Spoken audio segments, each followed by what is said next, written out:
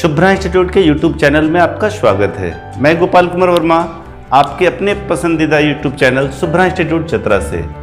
आज आप देखेंगे 12th क्लास का एक नया चैप्टर जिसका नाम है मैट्रिक्स। बच्चा 11th से 12th में जब जाते हैं तो मैक्सिमम सबसे पहले इन्हें मैट्रिक्स पढ़ने को मिलता है, तो उनके पास समस्या होता है रो और कॉलम को खूब अच्छे से समझना। तो मैं आज के वीडियो में आपके लिए लेकर आया हूं वो रो और कॉलम का अरेंजमेंट और उन सभी प्रॉब्लम्स का अरेंजमेंट जो आपको पढ़ने में काफ़ी सहूलियत देगा। तो चलते हैं टॉपिक की ओर। पहला टॉपिक जो है वो हमारा मैट्रिक्स है। मैट्रिक्स क्या होता है? मैट्रिक्स का सबसे पहले हम हिंदी अगर जाने तो मैट्रिक्स का हिंदी आव्यूह होता है। क्या होता है? आव्यूह। तो आव्यूह कहते किसको हैं?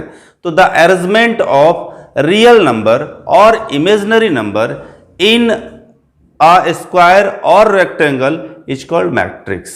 वास्तविक या काल्पनिक संख्याओं को आयताकार या वर्गाकार सजावट आव्यूह कहलाता है। ये सजावट एम और एन के रूप में भी हो सकता है। ये सजावट एक रो और एक कॉलम से भी हो सकता है। तो उसी को मैंने यहाँ लिखा और समझाया है। तो मैट्रिक्स को हम लोग छोटी ब्रैकेट या बड़ी ब्रैकेट से इंडिकेट करेंगे। छोटी ब्रैकेट या बड़ी ब्रैकेट। आप देखेंगे यहाँ पे लिखा हुआ है the arrangement of real numbers और इमेजिनरी नंबर्स इन स्क्वायर और रेक्टेंगल इज कॉल्ड मैट्रिक्स।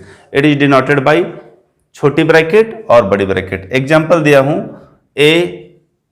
ये 1 by 1 का है, एक रो और एक कॉलम का है। यहां देखेंगे ये 2 रो और 2 कॉलम का है। ये 1 2 3 रो और 3 कॉलम का है। और ये जो है आप देख रहे हैं कि ये तो या तो बड़ी ब्रैकेट में है या तो हम लोग इसी को ऐसे भी लिख सकते हैं। तो 11th 12th के बाद जब आप आगे पढ़ेंगे बीएससी में मैट्रिसेस बुक होगा आपका, तो वहां पे आपको ये छोटी ब्रैकेट के रूप में आपको मिलेगा और 12th क्लास के मैक्सिमम बुक में बड़ी ब्रैकेट मिलेगा। तो जैसे ही बड़ी ब्रैकेट मिलेगा आप समझ जाएंगे कि ये मैट्रिक्स है और मैट्रिक्स का क्वेश्चन है। तो वास्तविक और काल्पनिक संख्या को आयत के रूप में या वर्ग के रूप में सजाना ही क्या कहलाता है? मैट्रिक्स कहलाता है। अब अगर एलिमेंट हो A B C D E और इसको हम ऐसे लिख दे तो ये ना तो स्क्वायर है और ना ही रेक्टेंगल। क्यों? क्योंकि जब इसका हम फिगर कंस्ट्रक्ट करेंगे तो फिगर इस तरह से बनेगा और ये ना तो स्क्वायर है और ना ही रेक्टेंगल। तो वास्तविक और काल्पनिक संख्या को आयत और वर्ग के रूप में सजाना ही क्या कहलाता है? मैट्रिक्स कहलाता है। मैट्रिक्स को हम लोग डिस्क्राइब कैसे करेंगे? How to describe a matrix. तो मैट्रिक्स को हम लोग डिस्क्राइब करने के लिए सिंपल सा अरेंजमेंट को समझेंगे। सिंपल सा अरेंजमेंट जो है सो हमको बहुत कुछ सिखाने वाला है। जैसे A11, यहाँ पे 1 और 1 दूसरे कलर से देखेंगे। A12 दूसरा colour, A13, A21, A22, A23 और डॉट डॉट डॉट उसी तरह दिया हुआ है। A31, A32, A33 dot dot dot दिया हुआ है। तो A11 कहने का क्या मतलब है? यहाँ A11 क्यों लिखा हुआ है? क्योंकि ये A11 फर्स्ट रो का फर्स्ट कॉलम है। A12 कहने का मतलब फर्स्ट रो का सेकेंड कॉलम है। A13 कहने का मतलब फर्स्ट रो का थर्ड कॉलम। अब यहाँ A21 सेकेंड रो का फर्स्ट कॉलम, सेकेंड रो का सेकेंड कॉलम, सेकेंड रो का थर्ड कॉलम और इसी तरह से तीसरा लाइन में चले जाते हैं तो A31 थर्ड रो और फर्स्ट कॉलम, थर्ड रो और first column. A32 third row second column, third row third column. तो इस तरह से आप देखेंगे कि ये जो है सो एम और एन का मैट्रिक्स है, जिसमें हम फर्स्ट लाइन को R1, सेकेंड लाइन को R2, थर्ड लाइन को R3 कहते हैं। फर्स्ट कॉलम को C1, सेकेंड को C2, थर्ड को C3। यहाँ R जो है सो इंडिकेट कर रहा है रो को और C जो है सो इंडिकेट कर रहा है कॉलम को। मैं एक उदाहरण देना चाहूंगा आपको। अगर कोई क्वेश्चन हो, इसके पहले थोड़ा सा नोट हम लोग लिख ले। नोट ऑर्डर के बारे में, ORDER, ऑर्डर क्या होता है मैट्रिक्स में, तो रो इनटू कॉलम जो है सो ऑर्डर कहलाता है। रो इनटू कॉलम क्या कहलाता है? ऑर्डर। और entries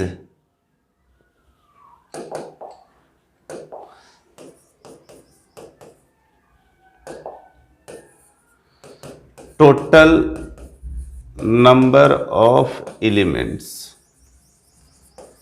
total number of elements को ही हम लोग एंट्रीज बोलेंगे यहाँ। और अगर कोई क्वेश्चन दे दे जो NCERT, RS Agarwal, KC Sinha कहीं से भी हो सकता है, मान लीजिए 2, 3, -5, 4, √2, 8, 3, 0, 5, 6/7, 1, -9 दे दिया हो और कह दे कि आप इसका रो निकालिए। पहला नंबर का क्वेश्चन क्या होगा? रो निकालना है, तो कितना रो होगा सोचिए। दूसरा नंबर का क्वेश्चन कह दे कि आपको कि कॉलम निकालिए। तीसरा में कह दे ऑर्डर निकालिए। चौथा में कह दे एंट्रीज बताइए। पांचवा में कह दे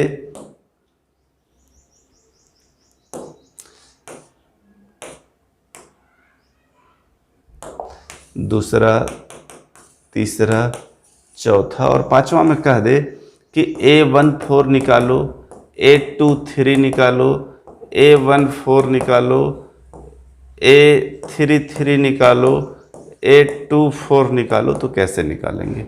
तो रो हम लोग को जानना चाहिए कि रो किसको कहते हैं। और अगर ये आप बार बार भूल रहे हैं तो आप अपना कॉपी में देखिए कि लाइनिंग है कि नहीं। ये स्क्रीन भी कॉपी की तरह है। ये देखिए, ये 2 स्टैंडिंग लाइन है और 2 ये बहुत सारा स्लीपिंग लाइन है। तो 1, 2, 3, 4, 5, 6, 7, 8, 9, 10, 11, 12, 13, 14, 15, 16, 17। अगर ये कॉपी है, कॉपी मान ले इस बोर्ड को, तो 17 लाइन है। तो इसी लाइन को ही हम लोग रो कहते हैं। तो रो 1, रो 2, रो 3, तो टोटल नंबर ऑफ रोज कितना हो गया? 3। कॉलम कितना है? 1, 2, 3, 4। और ऑर्डर में हमने लिखा कि रो इनटू कॉलम, रो इनटू कॉलम। तो रो कितना है? 3 और कॉलम 4। यहाँ 3 गुना 4 करके 12 नहीं लिखेंगे, बल्कि 3 × 4 ये ऑर्डर को दिखाता है। एंट्रीज मतलब अवयव, तो टोटल नंबर ऑफ एलिमेंट को ही हम लोग अवयव बोलते हैं। 1, 2, 3, 4, 5, 6, 7, 8, 9, 10, 11, 12। तो टोटल कितना है? 12। टोटल एंट्रीज कितना है? 12। A14 अगर कह दे तो A14 stand for first row and fourth column. तो पहला लाइन का चौथा स्थान पे क्या है? 14। पहला लाइन, ये पहला लाइन हो गया और चौथे स्थान पे इसका 4 है, तो इसका आंसर 4 हो गया। A23 दूसरा लाइन का तीसरा स्थान, पहला, दूसरा, तीसरा, दूसरा लाइन का तीसरे स्थान पे, दूसरे लाइन के तीसरे स्थान पे क्या है? 3। तो यहाँ पे 3, ऐसा ना कि यहाँ 3 है इसलिए 3, ऐसा नहीं है। ये दूसरा लाइन का तीसरा स्थान पे 3 है इसलिए 3। अब है A14, तो A14 ऑलरेडी पहले हम निकाल चुके हैं। यहाँ पे A34 कर देते हैं। A34 तीसरा लाइन का चौथा स्थान पे क्या है? तो तीसरा लाइन का चौथा स्थान पे है -9। क्या है? -9। तो तीसरा लाइन का चौथा स्थान बोलने का मतलब थर्ड रो और फोर्थ कॉलम। तो थर्ड रो का फोर्थ कॉलम में -9 है। फिर है अगला A33 तीसरा रो और तीसरा column, third row third column, first row second row third row, और थर्ड रो का थर्ड कॉलम में 1 है। क्या है? 1। क्या है? 1। तो अगला क्वेश्चन है A24। तो A24 मतलब सेकेंड रो और fourth column, second row fourth column में 0 है।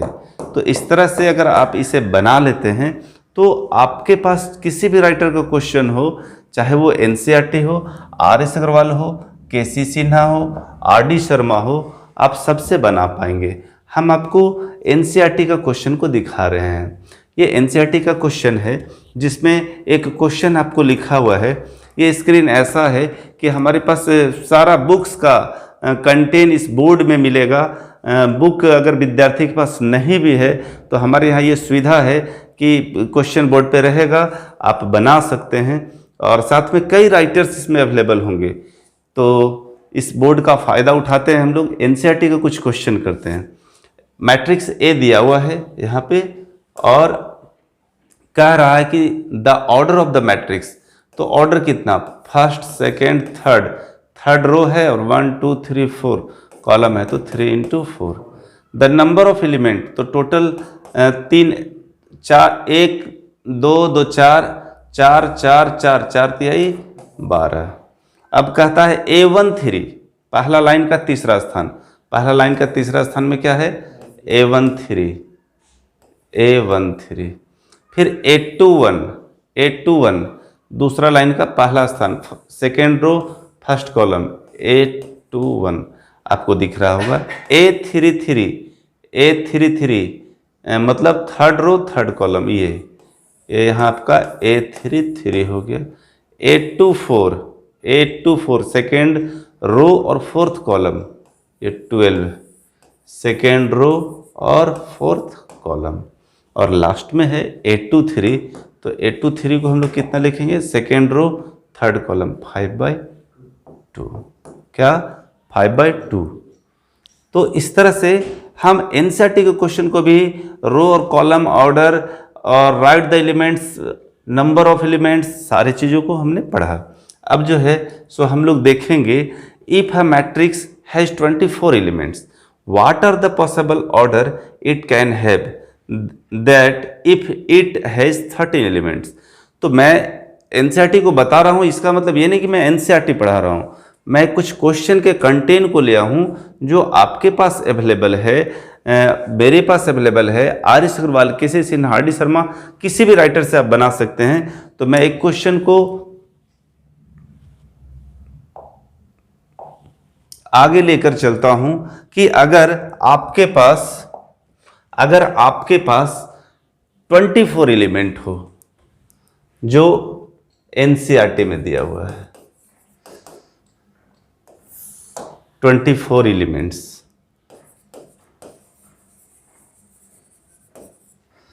आर.एस. अग्रवाल में दिया है 18 एलिमेंट्स, केसी सिन्हा में दिया है 7 एलिमेंट्स। तो चाहे कितना भी एलिमेंट्स हो उसको हम अरेंज कैसे करेंगे।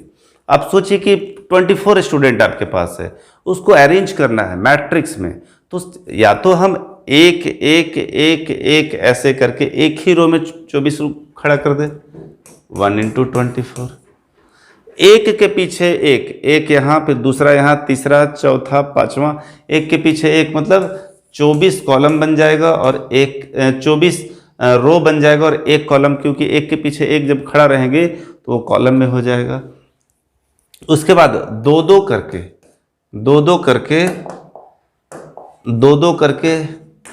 12 बार, 12 करके 2 बार, 3 करके 6 बार, 6 करके 3 बार, और कोई ऑर्डर नहीं मिलेगा आपको जो 24 एलिमेंट को हम लोग अरेंज कर सकते हैं।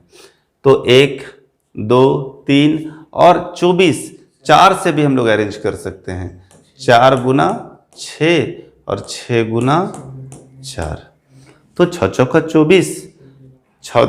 अच्छा, यहाँ पे 3 लिख चुके हैं हम, जबकि 24 एलिमेंट है, 18 के लिए ये होगा ये, तो 1 × 24, 24 × 1, 2 × 12, 12 × 24, फिर 12 × 2, उसके बाद 3 × 8, 8 3 24 और 8 × 3, उसके बाद 4 × 6, 6 चौका 24, 6 × 4। तो इस तरह से हम 24 एलिमेंट्स को अरेंज कर सकते हैं। अब 18 एलिमेंट्स की बात आ जाए तो 18 एलिमेंट्स रहे, 24 रहे, 7 रहे, 5 रहे, आप सबको अरेंज कर सकते हैं। कैसे? तो एक रो में 18 लोगों को खड़ा कर दे, 18 रो में खड़ा कर दे, फिर दो करके 9, 2 रो 9 कॉलम, 9 रो 2 कॉलम, 3 रो 6 कॉलम, 6 रो 3 कॉलम। इस तरह से आप 18 एलिमेंट्स को अरेंज कर सकते हैं। 7 एलिमेंट्स, अब हम इसको थोड़ा सा बनाकर समझाना चाह रहे हैं कि आखिर आप समझेंगे कैसे।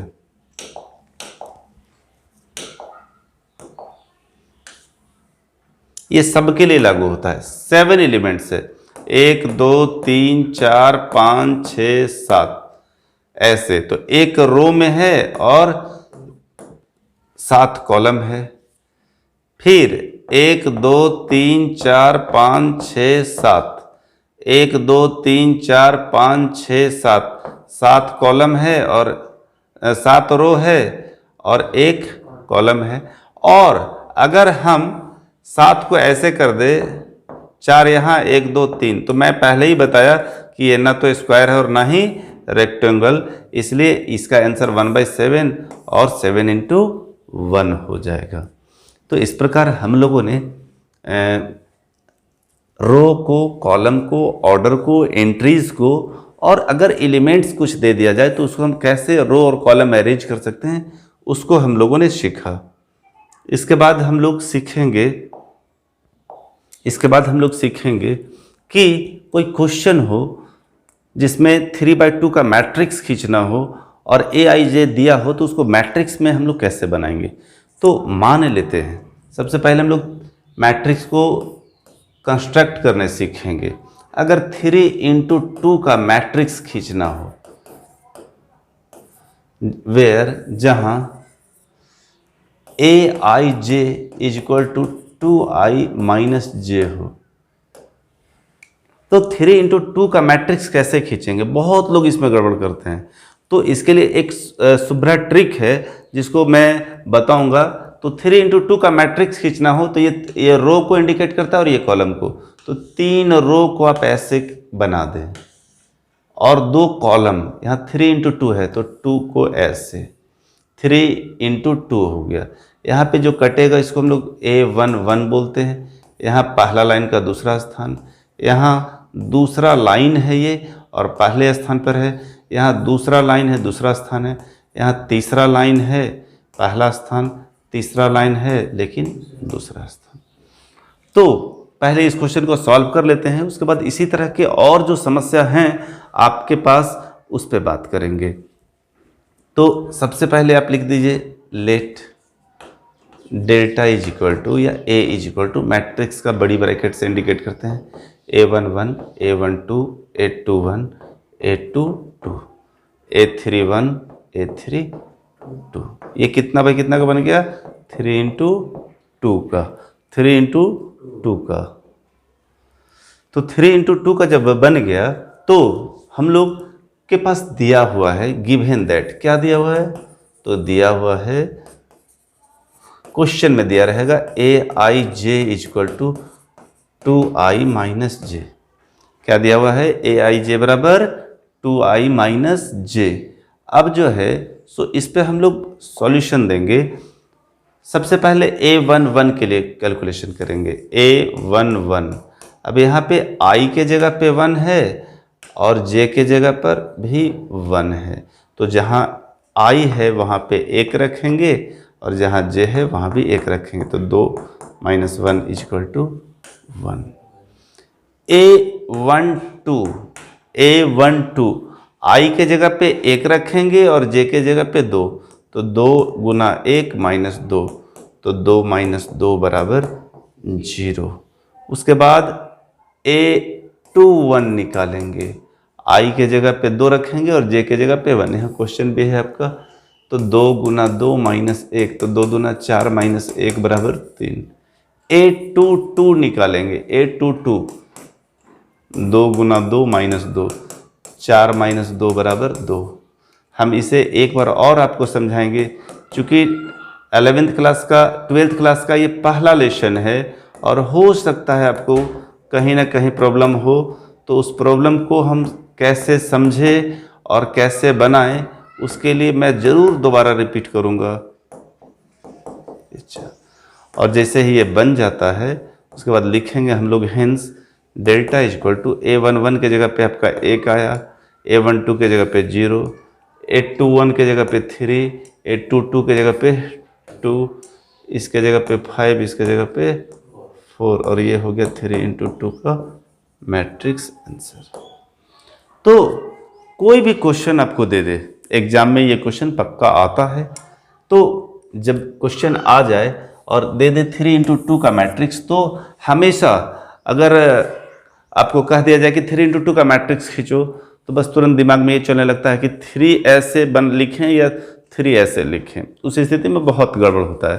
तो उसके लिए मैंने ट्रिक दिया कि आप कुछ भी ऐसे और वैसे की बात करें ही नहीं, बिल्कुल आप ये सोचिए कि 3 इंटू 2 मैट्रिक्स है तो 3 लाइन खींच दीजिए और 2 कॉलम के लिए लाइन खींच दीजिए, जहाँ जहाँ कटा वहाँ वहाँ पे उसका नाम लिख दीजिए और उसी को अरेंज कर दीजिए, गिवन पे आप बैठा दीजिए। तो इसको समझने के लिए एक और क्वेश्चन मैं ले लेता हूँ। वो क्वेश्चन है आपका मॉडुलस का, वो क्वेश्चन आपको मॉडुलस का होगा और मैं चाहूँगा कि आप इसे खूब अच्छे से समझे। क्वेश्चन कैसे एग्जाम में देता है मैं उसे भी लिख दे रहा हूँ।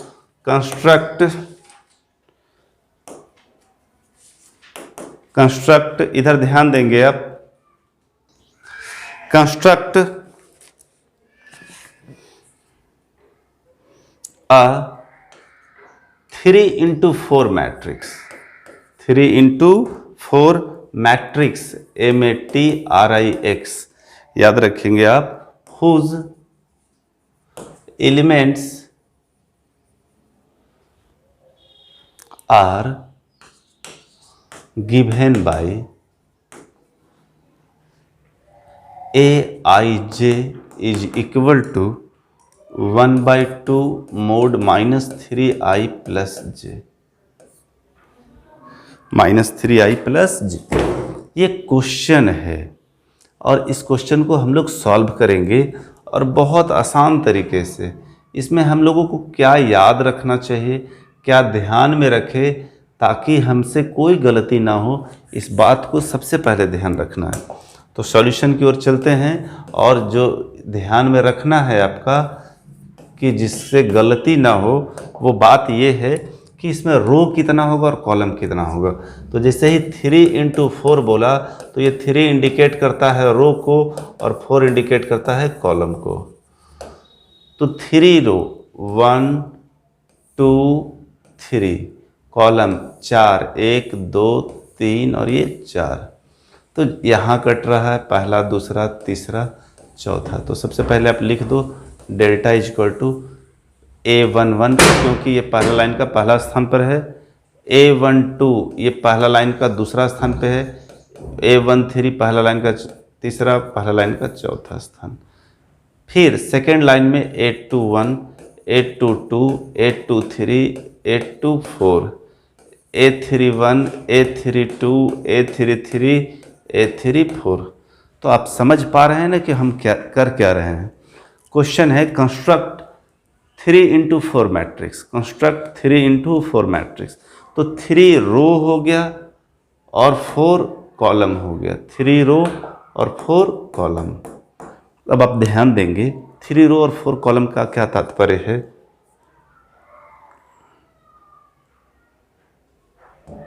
3 रो और 4 कॉलम का क्या तात्पर्य है, आप उस पर फोकस करेंगे। तो A11 first row first column, first row second column, first row third column, first row fourth column. ये सेकेंड लाइन कैसे लिखे, तो ये चूंकि ये लाइन दूसरा लाइन है, चूंकि ये लाइन जो है सो दूसरे नंबर में है, इसलिए 2 1 2 2 2 3 2 4। तीसरा लाइन है तो सब में 3 3 3 है, चूंकि ये 3 जो है सो रो को इंडिकेट कर रहा है, 1 2 3 4, 1 2 3 4 कॉलम को इंडिकेट कर रहा है। अब ये जब हो गया तो यहाँ पे आपके पास गिवन दैट होगा हर क्वेश्चन में, और यहाँ पे Aij इज इक्वल टू दिया हुआ है 1/2 -3i plus j। अब इसको आप बनाएंगे, सबसे पहले A11 रखेंगे, जहाँ i है वहाँ पे 1 और j है वहाँ पे 1। तो 1/2 -3 को 1 से गुना करेंगे तो -3 और +1 है तो +1।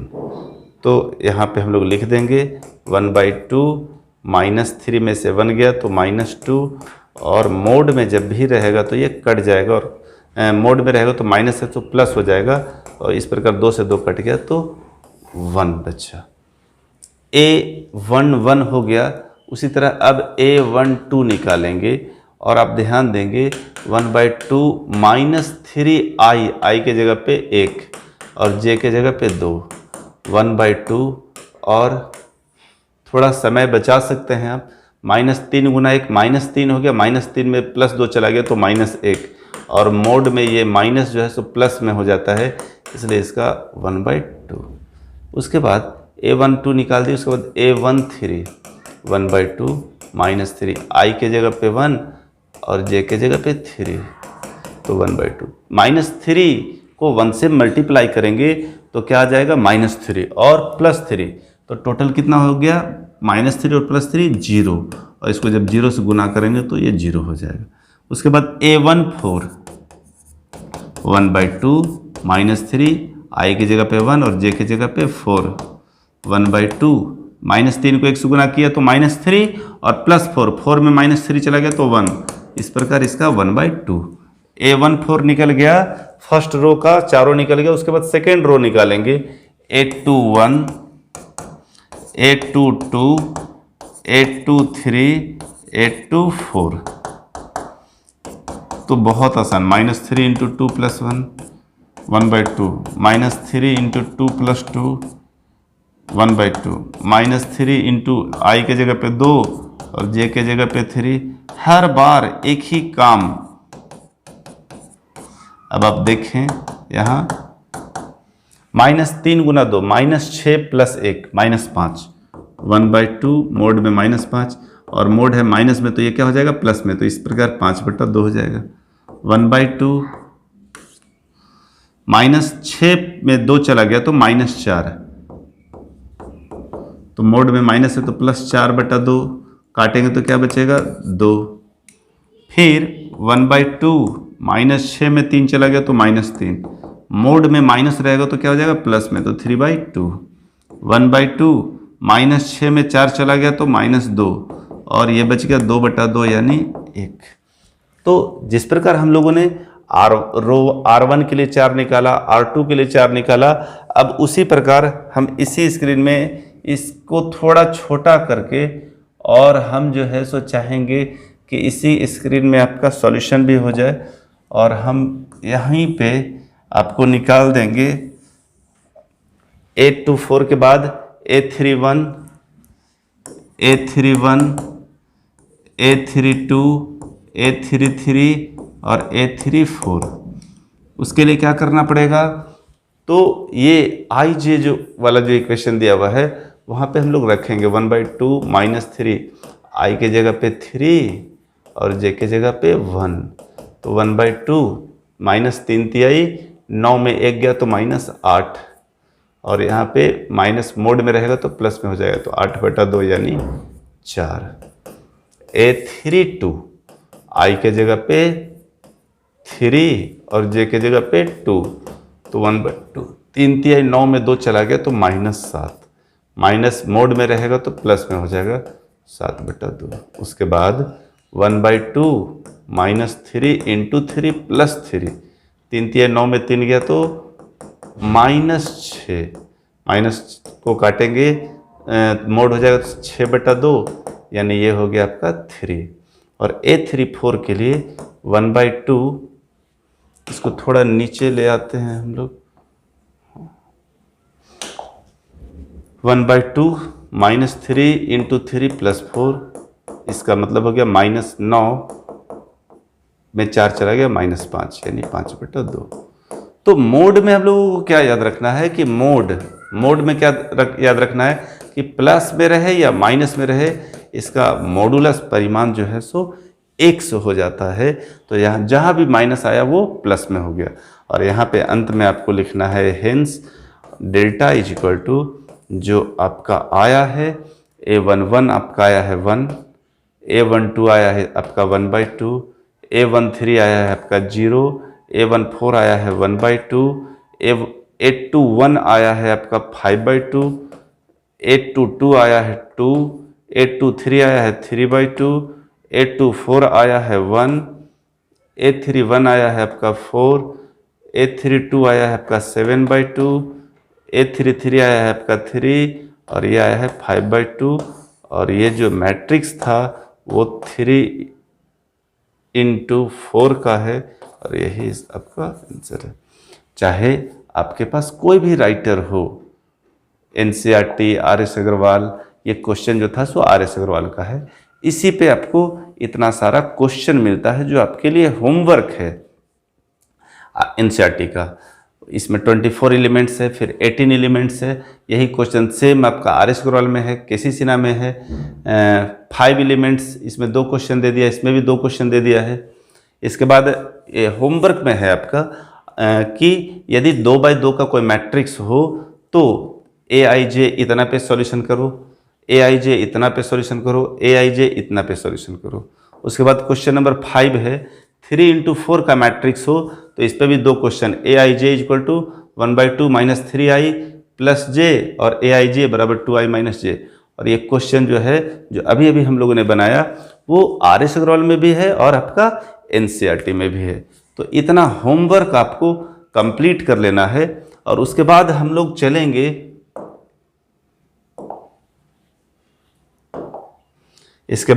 चलेंगे types, various types of matrices, various type of matrices.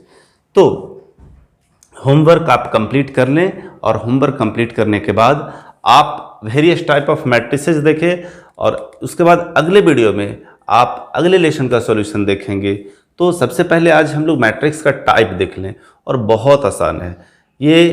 कहीं भी आपको रो और कॉलम में कहीं दिक्कत हो रहा होगा तो ये क्लास जो है सो आपको ये मेंटेन करने वाला है।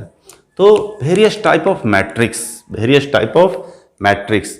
तो पहला है रो मैट्रिक्स। रो को हिंदी में हम लोग पंक्ति बोलते हैं। क्या बोलते हैं? पंक्ति आव्यूह। तो कहता है a matrix having only one row, a matrix having only one row is called row matrix. एक मैट्रिक्स जिसमें सिर्फ एक रो हो उसी को हम लोग रो मैट्रिक्स कहते हैं। सचेज के लिए ए यहाँ पे लिख दिए, इसमें एक रो है और एक ही कॉलम है। दूसरा सचेज दे देते हैं, आप इसको भी देख लो, इसमें भी सिर्फ एक रो है लेकिन कॉलम 2 है। इसका भी एग्जांपल देख लो ABC, इसमें भी एक ही रो है लेकिन कॉलम 3 है।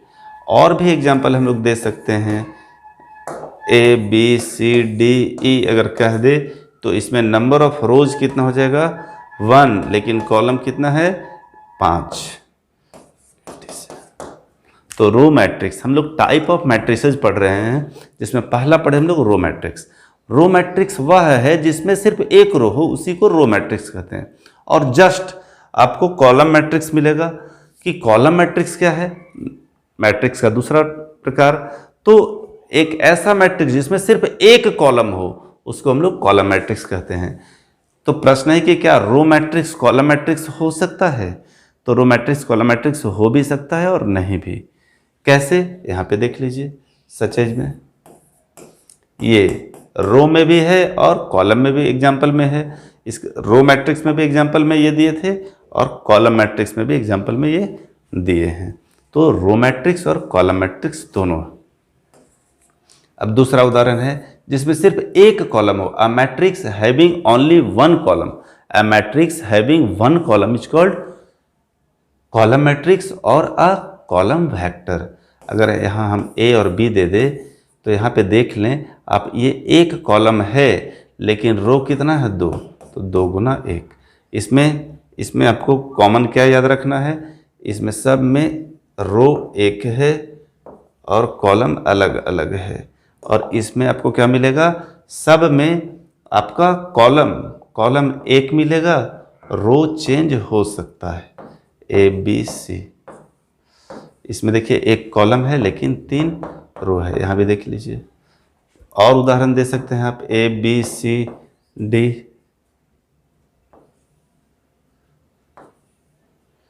1 2 3 4 रो है और एक कॉलम है। तो आप समझ गए होंगे कि रो किसको कहते हैं और कॉलम किसको कहते हैं? रो उसको कहेंगे जिसमें सिर्फ एक रो हो और एक कॉलम हो। अगला और तीसरा टॉपिक क्या है? जीरो और नल मैट्रिक्स। जीरो और नल मैट्रिक्स, जीरो का मतलब ही होता है शून्य, शून्य अवयव जिसका एवरी एलिमेंट शून्य हो। A matrix each of whose elements is zero is called zero और नल मैट्रिक्स, जिसका हर एलिमेंट जो है सो शून्य हो, ये जीरो मैट्रिक्स है। It is also a zero matrix. ये 2 into 3 का है, ये भी जीरो मैट्रिक्स है। और आप ऐसा भी एग्जाम्पल दे सकते हैं जिसका एवरी एलिमेंट जो है सो शून्य हो, उसी को हम लोग जीरो मैट्रिक्स कहते हैं। तो एक बार रिपीट करेंगे, रो मैट्रिक्स किसको कहते हैं? तो जिसमें सिर्फ एक रो हो उसे रो मैट्रिक्स कहते हैं। कॉलम मैट्रिक्स किसको कहेंगे? तो जिसमें सिर्फ एक कॉलम हो उसे कॉलम मैट्रिक्स कहेंगे। और जीरो और नल मैट्रिक्स किसको कहेंगे? तो वैसा मैट्रिक्स जिसका एवरी एलिमेंट शून्य हो उसे हम लोग क्या कहेंगे? जीरो और नल मैट्रिक्स। अगला टॉपिक है स्क्वायर मैट्रिक्स। स्क्वायर कहने का मतलब ही आप समझ जाते होंगे कि वर्ग होगा, और वर्ग कब होगा? जब उसका रो और कॉलम आपस में बराबर होगा। Matrix having the same number of rose and columns is called square matrix. वैसा मैट्रिक्स जिसका रो और कॉलमों की संख्या जो है सो समान हो, उसी को हम लोग स्क्वायर मैट्रिक्स कहते हैं।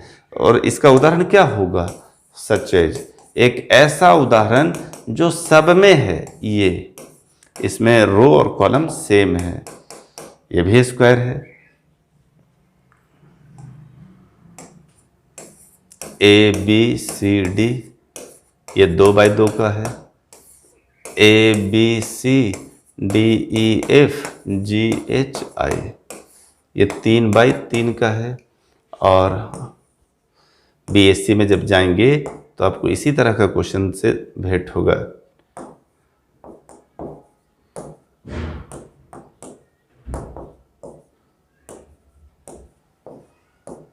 ये मैट्रिक्स जो है सो 4 बाई 4 का है, और नंबर ऑफ रोज और नंबर ऑफ कॉलम्स जो है सो आपस में सब इक्वल हैं, तो इसीलिए इसे स्क्वायर मैट्रिक्स का नाम दिया गया है।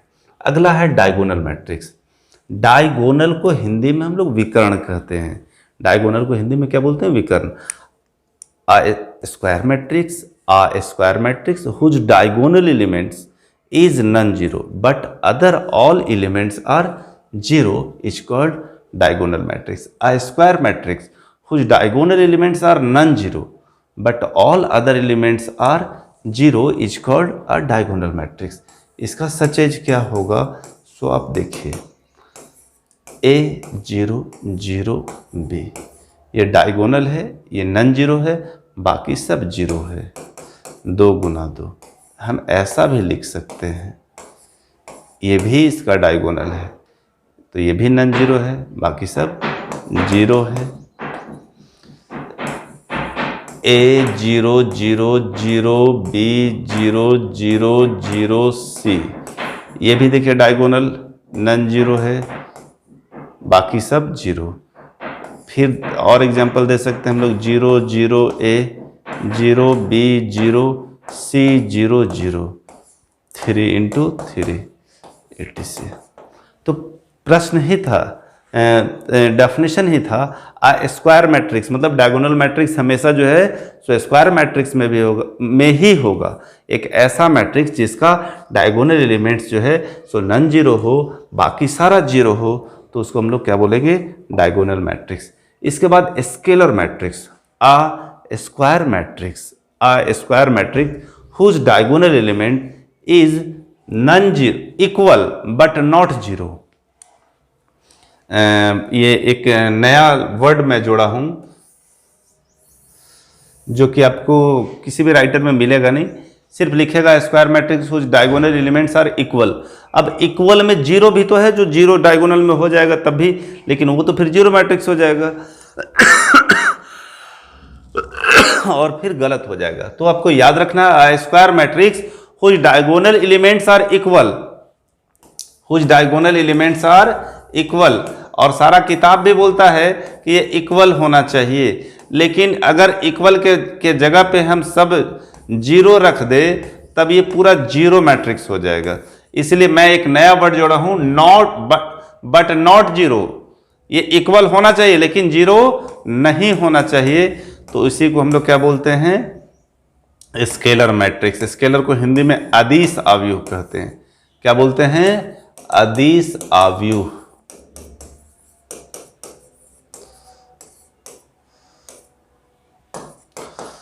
तो आप देख रहे हैं कि ये सारा सेम है, ये सारा सेम है। तो स्केलर मैट्रिक्स हुआ है जिसका डायगोनल एलिमेंट सेम हो लेकिन जीरो नहीं हो, तो उसको हम लोग क्या बोलेंगे, स्केलर मैट्रिक्स। और आज के लिए लास्ट डेफिनेशन है जो सबसे इंपॉर्टेंट है, जो पूरा मैट्रिक्स में लगने वाला है, जिसका नाम है यूनिट और identity matrix. A square matrix whose diagonal elements are 1, जिसका डायगोनल एलिमेंट जो है सो 1 होगा, बाकी सभी जीरो होंगे, तो उसी को हम लोग यूनिट और आइडेंटिटी मैट्रिक्स कहते हैं। और इसे आई द्वारा निरूपित किया जाता है, इसे आई द्वारा निरूपित किया जाता है। आई बराबर हम लोग लिखेंगे 1 0 0 1। ये देखिए डायगोनल 1 है, बाकी सब जीरो। इसको किताब 2 गुना 2 का मैट्रिक्स भी कहा करता है। 1 0 0 0 1 0 0 0 1, ये 3 गुना 3 का है, इसीलिए इसको I3 इंटू 3 मैट्रिक्स कहते हैं। इतना है। तो अगले वीडियो में मैं आपके साथ लेकर आऊँगा, मैं आपको बताऊंगा कि सब्सट्रैक्ट वगैरह कैसे बनता है। आज मैं आपको बताया कि मैट्रिक्स क्या होता है। तो अरेंजमेंट ऑफ रियल और imaginary number in a square और रेक्टेंगल इज कॉल्ड मैट्रिक्स। उसके बाद मैंने बताया रो के बारे में, कॉलम के बारे में, मैट्रिक्स बनाने के बारे में। अगर कोई एलिमेंट हो तो उसको मैट्रिक्स कैसे बनाते हैं। तो आज का आपका होमवर्क है जो ये है, आपके पास जो भी राइटर हो उससे ज़रूर बना लें। और उसके अलावा ये कुछ क्वेश्चंस जो आपके लिए यहाँ सामने स्क्रीन पे दिख रहा है, इस क्वेश्चन को भी कल आप बना कर आएँ। और अगले वीडियो में मैं आपको इसके आगे का क्वेश्चंस को बताऊंगा, जैसे ये इक्वल मैट्रिक्स के बारे में, ABC के बारे में निकालना, ये सारे क्वेश्चंस को कैसे बनाएंगे इस पे मैं बात करूंगा। ये आपके लिए महत्वपूर्ण होगा।